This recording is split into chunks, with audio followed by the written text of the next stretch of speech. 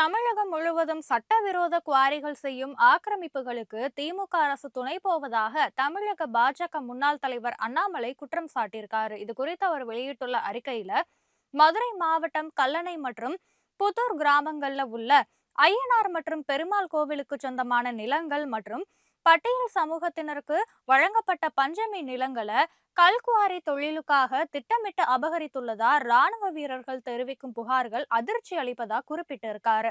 மாநிலம் முழுக்க நடைபெறும் இது போன்ற ஆக்கிரமிப்புக்கு திமுக துணை போவது தொடர்ந்து இருந்து வருகிறதுன்னு, தமிழகம் முழுக்க சட்டவிரோதமாக மணல் கொள்ளை அதிக அளவுல நடப்பதாக அமலாக்கத்துறை ஏற்கனவே சுட்டிக்காட்டி இருக்கு. பாஜகவும் சட்டவிரோத குவாரி செயல்பாடுகள் குறித்து தொடர்ந்து வலியுறுத்தி வருதுன்னு அவர் தெரிவிச்சிருக்காரு. இதற்கு பிறகும் திமுக அரசு வேணும்னே நடவடிக்கை எடுக்காமல் இருப்பது, அதற்கு துணை போவது அம்பலப்படுவதோடு சட்டம், நீதி மற்றும் சாமானிய மக்களுடைய உரிமைகள் மீது இருக்கும் அலட்சியத்தையும் எடுத்துக்காட்டுவதா அண்ணாமலை குற்றம் சாட்டியிருக்காரு.